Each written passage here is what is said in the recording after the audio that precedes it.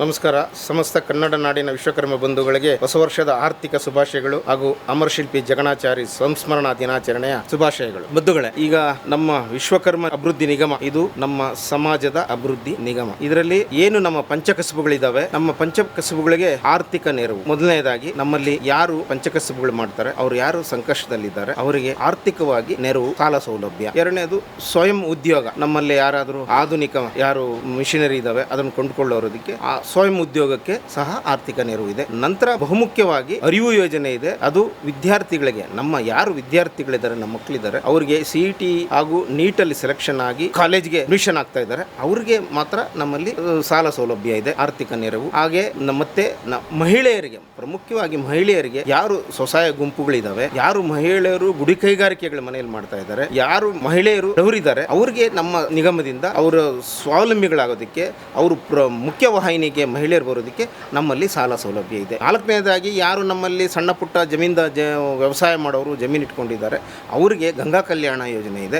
ಇದರಿಂದ ಬೋರ್ವೆಲ್ ಮತ್ತು ಕರೆಂಟು ಎಲ್ಲ ಸಹ ಉಚಿತವಾಗಿ ನಾವು ಕೊಡ್ತಾ ಇದ್ದೇವೆ. ನಾಲ್ಕನೇದು ನಮ್ಮಲ್ಲಿ ಯಾರು ನಿರುದ್ಯೋಗಿ ಇದ್ದಾರೆ ಅವರಿಗೆ ಸಾರಥಿ ಯೋಜನೆ ಅಂತ ಟ್ಯಾಕ್ಸಿ ಕಾರ್ ಕೊಡುವ ಸೌಲಭ್ಯ ಇದೆ. ನೋಡಿ, ಇಡೀ ಪ್ರಪಂಚಕ್ಕೆ ನಮ್ಮ ವಿಶ್ವಕರ್ಮರನ್ನು ಪರಿಚಯಿಸಿ ನಮ್ಮ ವಿಶ್ವಕರ್ಮರ ಹೆಗ್ಗಳಿಕೆಯನ್ನು ಸಾರಿದಂತ ಮಹಾನ್ ಚೇತನ ಅಮರಶಿಲ್ಪಿ ಜಕಣಾಚಾರಿ, ನಮ್ಮ ಕುಲಕಸ್ಪಾದ ಶಿಲ್ಪಕಲೆಯನ್ನು ಇಡೀ ಜಗತ್ತಿಗೆ ಪರಿಚಯಿಸಿದಂತ, ನಮ್ಮನ್ನು ಈ ಸಮಾಜದಲ್ಲಿ ಅಗ್ರಮಾನ್ಯ ಸ್ಥಳಕ್ಕೆ ಪರಿಚಯಿಸಿದಂತ ಮಹಾನರು ಅಮರಶಿಲ್ಪಿ ಜಕಣಾಚಾರ್ಯವರು. ಅವರನ್ನ ಸ್ಮರಿಸುವುದು ಹಾಗೂ ಅವರು ಏನು ಅವರ ಪರಂಪರೆ, ಅವರ ಶಿಲ್ಪಕಲೆ ಇದೆ, ಅದನ್ನು ಮುಂದಿನ ತಲೆಮಾರಿಗೆ ನಾವು ಅದನ್ನು ಕೊಂಡೊಯ್ಯುವ ಕೆಲಸ ಮಾಡೋದಕ್ಕೆ ಅವರ ಸಂಸ್ಮರಣಾ ದಿನಾಚರಣೆ ಆಚರಿಸ್ತಾ ಇದ್ದೇವೆ. ಇದು ಖಂಡಿತವಾಗೂ ನಾವು ವಿಶ್ವಕರ್ಮರು ಹೆಮ್ಮೆ ಪಡುವಂತ ದಿನ. ಇದು ಜನವರಿ 1ನೇ ತಾರೀಕು. ತಾವು ಖಂಡಿತ ಈ ಬಾರಿ ವಿಧಾನಸೌಧ ಬ್ಯಾಂಕ್ವೆಟ್ ಹಾಲ್ ಅಲ್ಲಿ ಆಚರಿಸ್ತಾ ಇದ್ದೀವಿ. ಈ ರಾಜ್ಯದ ಮಾನ್ಯ ಮುಖ್ಯಮಂತ್ರಿಗಳು ಹಾಗೂ ಉಪಮುಖ್ಯಮಂತ್ರಿಗಳು ಹಾಗೂ ಇನ್ನು ಮಂತ್ರಿವರ್ಯಗಳು ಮತ್ತೆ ನಮ್ಮ ಸಮಾಜದ ಸ್ವಾಮೀಜಿಗಳು ಯಾರಿದ್ದಾರೆ, ಮತ್ತೆ ಹಿಂದುಳಿದ ವರ್ಗಗಳ ಕಲ್ಯಾಣ ಇಲಾಖೆ ಅಧಿಕಾರಿಗಳು, ಮತ್ತೆ ನಮ್ಮ ವಿಶ್ವಕರ್ಮ ಸಮಾಜದ ನಾಯಕರುಗಳು ಎಲ್ಲ ಆಗಮಿಸ್ತಾ ಇದ್ದಾರೆ. ದಯಮಾಡಿ ತಾವು ಎಲ್ಲ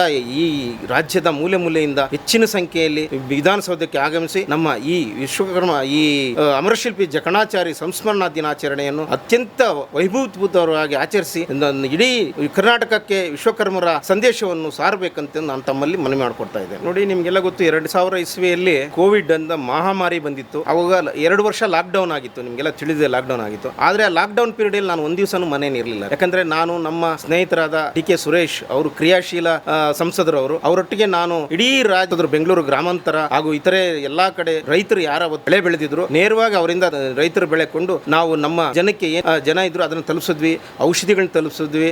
ಆನಂತರ ನಿರಾಶ್ರಿತ ಕೇಂದ್ರಗಳಿದ್ರು, ಅದಕ್ಕೆ ನೇರವಾಗಿ ಅವ್ರಿಗೆ ಆಹಾರ, ಕೋವಿಡ್ ಪೀಡಿತರಿದ್ರು ಅವರಿಗೆ ಆಹಾರ ಒದಗಿಸಿದ್ವಿ, ಔಷಧಿಗಳನ್ನ ಒದಗಿಸಿದ್ವಿ. ನಿರಂತರವಾಗಿ ನಾವು 2 ವರ್ಷ ಮನೆಯಲ್ಲಿಂದನೇ ನಾನು ಲಾಕ್ಡೌನ್ ಸಹ ಕೆಲಸ ಮಾಡಿದ್ದೀನಿ. ಅದರಿಂದ ನನಗೆ ಆ ಅನುಭವ, ನಮ್ಮ 25 ವರ್ಷದಿಂದ ನಾನು ಏನು ನಮ್ಮ ನಾಯಕರ ಜೊತೆ ಕೆಲಸ ಮಾಡಿದ್ದೀನಿ, ಆ ಅನುಭವದಿಂದ ನನಗೆ ಇವತ್ತು ಇದು ನನಗೆ ಅನುಕೂಲ ಆಗಿ ನಾನು ಆ ಪ್ರೇರಣೆಯಿಂದ ನಾನು ಇದು ನಿರಂತರವಾಗಿ ನಾನು ರಾಜ್ಯ ಪ್ರವಾಸ ಮಾಡ್ತಾ ಇದ್ದೇನೆ.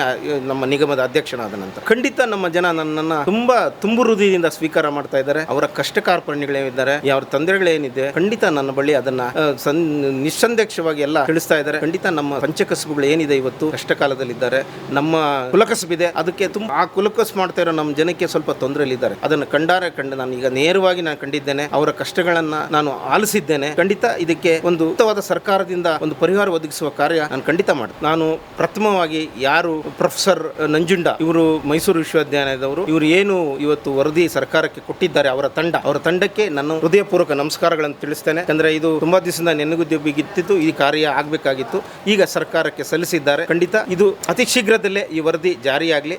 ಯಾಕಂದ್ರೆ ಈಗಾಗಲೇ ನೀವು ಗೊತ್ತಿದೆ, ಮಧುಸೂದನ್ ನಾಯಕ್ ಏನಿದ್ದಾರೆ ಶಾಶ್ವತ ಆಯೋಗದ ಚೇರ್ಮನ್, ಅವರು ಈಗಾಗಲೇ ಒಂದು ಡಾಟಾ ರೆಡಿ ಮಾಡ್ತಾ ಇದ್ದಾರೆ, ಗಣತಿ ಆಗಿದೆ. ಆ ಡಾಟಾ ಸರ್ಕಾರಕ್ಕೆ ತಲುಪಿದ ನಂತರ ಇದನ್ನು ಮಾನದಂಡವಾಗಿ ಇಟ್ಕೋತಾರೆ. ಏನೀಗ ಗಣತಿ ಆಗಿದೆ ಅದನ್ನು ಮಾನದಂಡವಾಗಿ ತಗೊಂಡು ಅದರಲ್ಲಿ ಏನು ಡಾಟಾ ಶೈಕ್ಷಣಿಕವಾಗಿ, ಆರ್ಥಿಕವಾಗಿ, ಸಾಮಾಜಿಕವಾಗಿ ಹಾಗೂ ರಾಜಕೀಯವಾಗಿ ನಮ್ಮವರು ಯಾವ ಸ್ಥಾನದಲ್ಲಿದ್ದಾರೆ ಅನ್ನೋದು ಖಂಡಿತ ಈ ಡಾಟಾನಲ್ಲಿದೆ. ಇದನ್ನು ಪರಿಗಣನೆಗೆ ತಗೊಂಡು ಹಾಗೂ ಇದನ್ನು ಏನು ಈಗ ಕುಲಶಾಸ್ತ್ರ ಅಧ್ಯಯನ ಎರಡನ್ನೂ ಸರ್ಕಾರ ತುಲನೆ ಮಾಡಿ ಖಂಡಿತ ನಮಗೆ ನ್ಯಾಯ ಒದಗಿಸುತ್ತೆ. ನಮ್ಮ ವಿಶ್ವಕರ್ಮರಿಗೆ ಮುಂದಿನ ದಿನಮಾನಗಳಲ್ಲಿ ಖಂಡಿತ ನಮ್ಮ ಈ ಕರ್ನಾಟಕದಲ್ಲಿ ನಾವು ಸಹ ಒಂದು ಮುಖ್ಯವಾಹಿನಿಗೆ ಬರೆಯೋದ್ರಲ್ಲಿ ಸಂದೇಶ ಇಲ್ಲ ಅಂತ ನನ್ನ ಭಾವನೆ. ಈಗ ಮುಂದಿನ ಕಾರ್ಯಕ್ರಮ ನಂದು ಮೈಸೂರಿನಲ್ಲಿ ಆರೋಗ್ಯ ಕಾರ್ಯಕ್ರಮ ಇದೆ, ಶಿಬಿರ ಹೆಲ್ತ್ ಕ್ಯಾಂಪ್. ಅದು ಮುಖ್ಯವಾಗಿ ನಮ್ಮ ವಿಶ್ವಕರ್ಮರಿಗೇನೆ ಹೆಲ್ತ್ ಕ್ಯಾಂಪ್ ಇದೆ.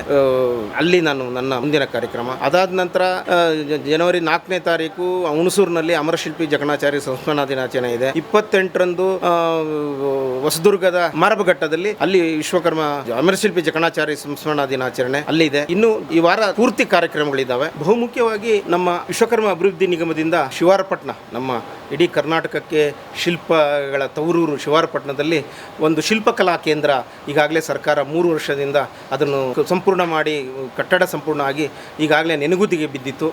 ಅದನ್ನು ಈಗ ನಾನು ಬಾಗಿಲು ತೆರೆಸಿ ನಮ್ಮ ಇಡೀ ರಾಜ್ಯದಲ್ಲೇ ಅಮರಶಿಲ್ಪಿ ಜಕಣಾಚಾರ್ಯವರ ಪ್ರತಿಮೆ ಅಲ್ಲಿ ಒಂದೇ ಸ್ಥಳದಲ್ಲಿ ಇರೋದು, ಬೇರೆ ಎಲ್ಲಿ ಇಲ್ಲ.